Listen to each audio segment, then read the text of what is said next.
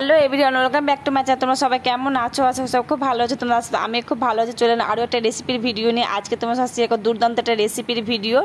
তো চলো বেশি আর কথা বলবো না, ভিডিওটা দেখতে থাকো, আমার সঙ্গে থেকো। এখানে দেখো মোটা মোটা করে লাউগুলো আমি কেটে নিয়েছি, আর তার সঙ্গে আমি দেখো পাতলা পাতলা করে আলুগুলো কেটে নিয়েছি।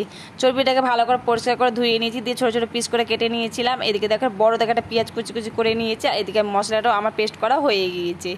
কড়াই পরের মধ্যে তেল দিয়ে আমি গরম করে নিয়েছি, ওর মধ্যে দিয়ে দিলাম 2-3টা শুকনো লঙ্কা, একটা তেজপাতা 2 টুকরো করে, আর দিয়ে দিলাম জিরা ফোড়ন। দিয়ে আমি পেঁয়াজগুলোকে এখন লাল লাল করে আমি ভেজে নেব। তো এদিকে দেখো পেঁয়াজগুলো লাল লাল করে ভাজতে দিয়ে দিলাম, আর এদিকে লাউটা সেদ্ধ করতে বসিয়ে দিব। লাউর মধ্যে দিয়ে পরের মতো হলুদ, পরের মতো লবণ, এতে কোনো জল অ্যাড করবো না, যেহেতু লাউ থেকে যে জলটা ছাড়বে ওই জলে কিন্তু সেদ্ধ হয়ে যাবে। সব কিছু একসঙ্গে ভালো করে মিশিয়ে না আমি এটাকে ঢাকা দিয়ে দিলাম। এদিকে পেঁয়াজও আমার ভাজা হয়ে গেছে, ওর মধ্যে দিয়ে দিলাম কাঁচা লঙ্কা গুঁড়ো কালারের জন্য, আর দিয়ে দিলাম পরের মতো চিনি।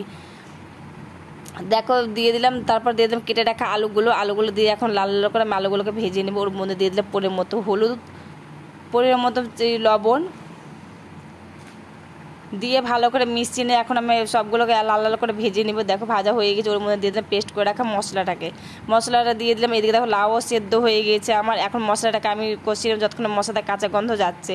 দেখো মশলা কষানো আমার হয়ে গেছে, ওর মধ্যে দিয়ে দিলাম কেটে রাখা চর্বিগুলো দিয়ে আবারও বেশ কিছুক্ষণ আমি ভালোভাবে কষিয়ে নেব।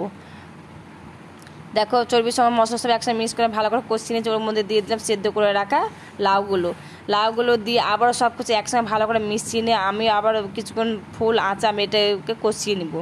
সবগুলোকে ভালো করে কষিয়ে নেব। দেখো এদিকে দেখো আমি ভালো করে কিন্তু সবগুলো আমার কষানো হয়ে গেছে, দেখে তোমরা বুঝতে পারছো চারিদিকে তেল কিন্তু ছেড়ে দিয়েছে।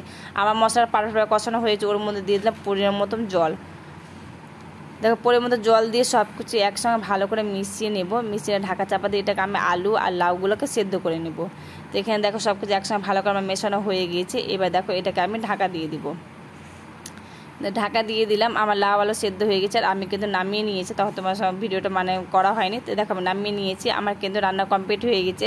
তোমাদের ভিডিওটা কেমন হলো কমেন্ট করে জানিয়ে, ভালো লাগে লাইক কমেন্ট শেয়ার করে দিও, আর চ্যানেলটা সাবস্ক্রাইব করে দিও। এই রেসিপিটা কিন্তু আমার কাছে নতুন একটা রেসিপি, তোমাদের কাছে নতুন না পুরাতন সেটাও আমাকে কমেন্ট করে জানিও। ততক্ষণ তোমরা ভালো থেকো, সুস্থ থাকো, এইভাবে আমার পাশে থেকো। Love you all family, tata.